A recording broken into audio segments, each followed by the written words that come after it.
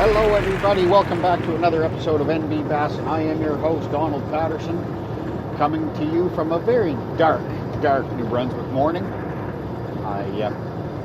Right out of the gate, I have to say thank you to all of those who supported me to get me where I am today. Fish Bum Outfitters, Southern Yankee Baits, War Dog Lures, Northern Michigan Outfitters, all great companies that without their support I wouldn't have the opportunity to do some of the things that I do in the fishing industry. And above and beyond those, definitely foremost, my wife and my son. Without them, without family support, I definitely couldn't do what I do today. So thank you to my wife, my son, and all the aforementioned businesses as well. I was having a debate, as I usually do, about what to talk about this week. And I've noticed a couple, I'll say, disturbing trends the last week or so. One of them came to the forefront Monday, I guess, so yesterday. But most of what I'm just discussing revolves around social media use by anglers. I've talked about ethics and things of that nature. I've talked about what businesses are going to expect when they're looking for field staff or pro staff. But yet, I still see things that are seriously disturbing, I guess I should say. I know they bother me, and I think they should bother a lot of us in the fishing industry. Example one. I saw a post by a relatively young man looking for a new tournament partner. That his previous partner wasn't dedicated enough. He was basically stating, I want someone with a certain level of commitment, a certain level of passion, and that's great. And he said, I want to make the most out of the most I can of my name in this industry. Well, I'll admit, I'm nosy. So I went and looked at this young man's Facebook profile. Well, no, I'm not going to be approaching him to offer him any sort of field staff or pro staff position or any sort of sponsorship. But I can guarantee that once a business did go look at his social media profile, they wouldn't give him anything either. The very first thing I see is under his summary on his profile, and it asked for, employment or job. And I'm not going to repeat what it said, but let's just say that it was a sarcastic, profanity-laced post. First thing I see. Second thing I see, drug-related posts. Third thing I see, posts with, let's say, adult-themed pictures. If you are serious about being taken seriously in this industry, get that stuff off of there. Nobody's saying you can't have a sense of humor. Nobody's saying you can't make jokes.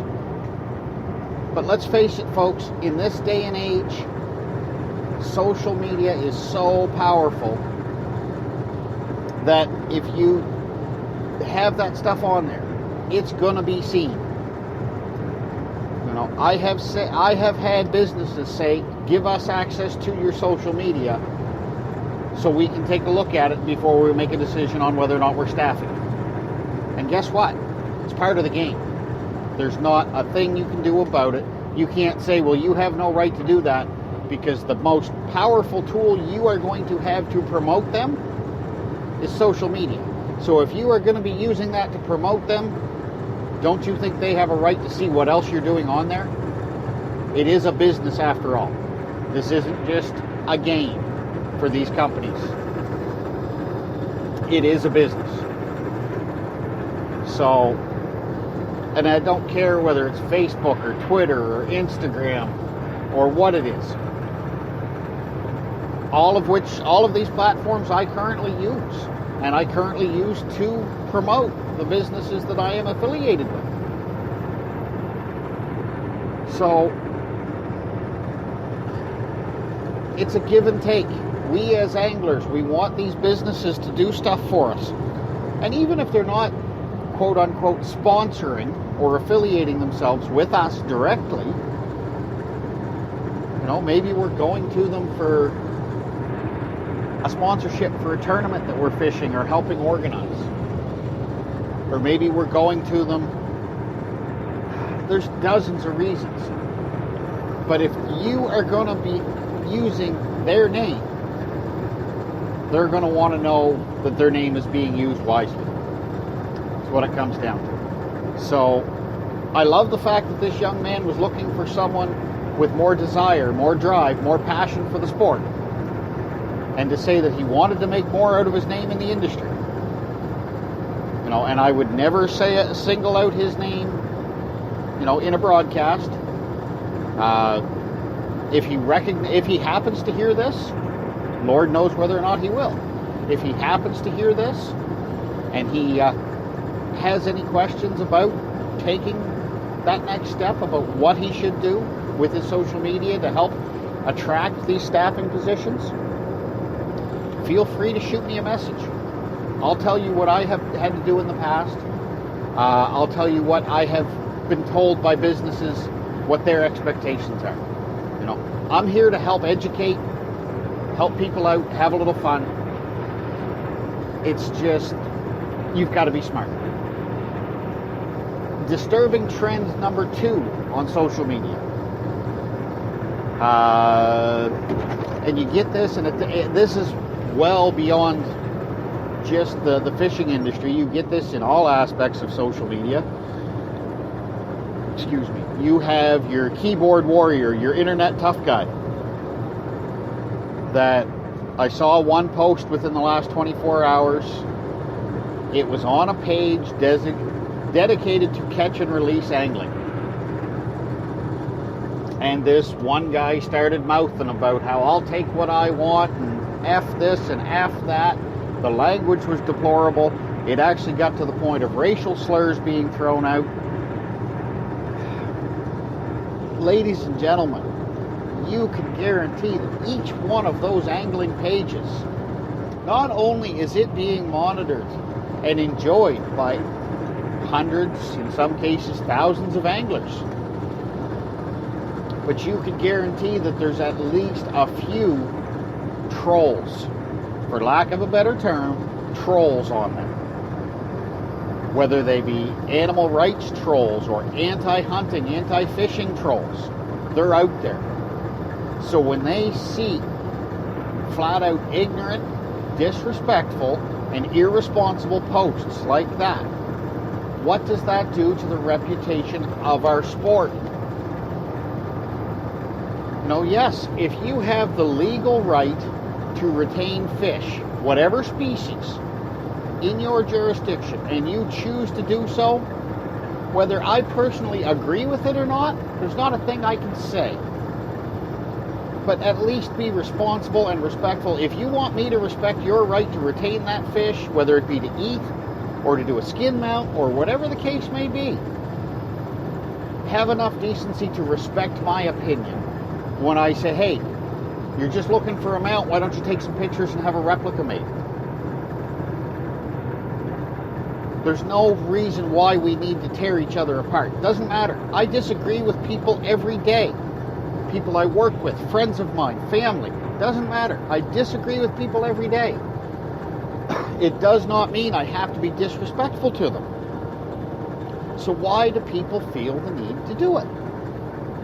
It makes all of us look bad. It doesn't matter if you're Canadian, American, British, I don't care where you're from. You're not just making yourself or your countrymen look bad.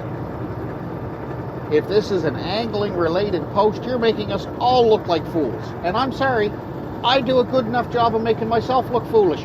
I don't need your help. I really don't need your help. Excuse me. So why do the people keep doing it? You see it every day. What purpose does it serve?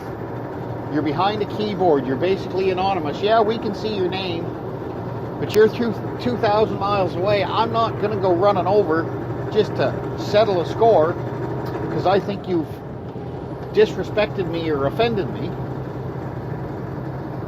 You know, the internet is a relatively safe place to act tough. But at the same time, you end up making yourself and hundreds, if not thousands of other people look foolish in the process. So not only have some respect for yourself, have some respect for the rest of us. Like I said, I don't need your help making myself look like a fool. I'm pretty good at that myself. So, social media, as I said, is a powerful, powerful tool for us as anglers. We can promote ourselves. We can promote our sponsors. We can promote our associations, our clubs, our tournaments, our events, everything. The charity tournament that I run, Fishing for Memories, going into our 5th year, that tournament has basically been founded and promoted on social media.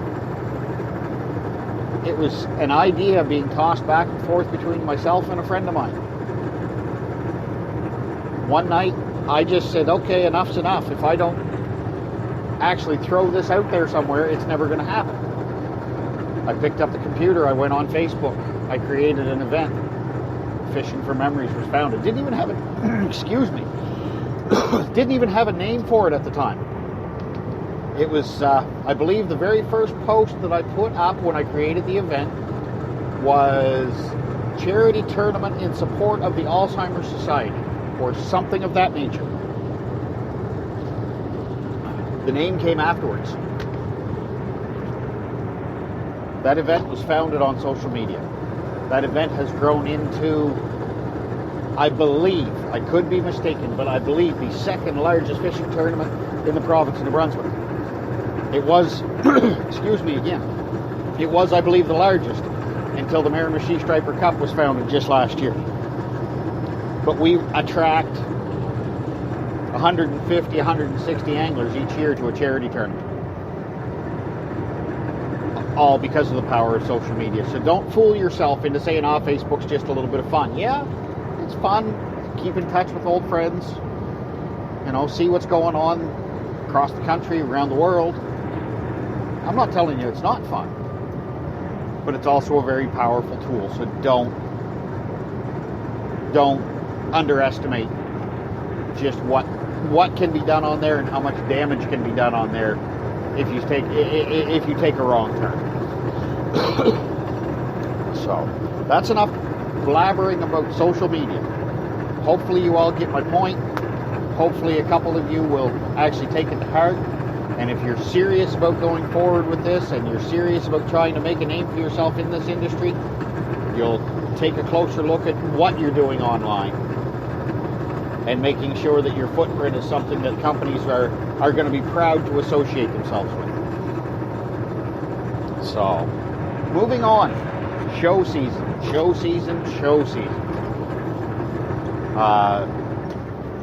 I know all my friends up in Ontario have been going right out straight the last month and a half.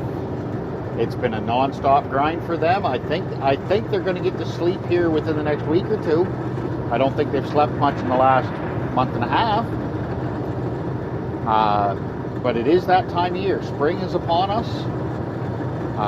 Here in New Brunswick, we're starting to see abundant amounts of open water, so it's getting very hard to contain the urge not to start pulling boats out of the garage, really getting fired up and ready to go. We are blessed with tidal water, so we don't necessarily have to wait for a specific season to open, but I still think it's a little too early to pull the boats out just yet.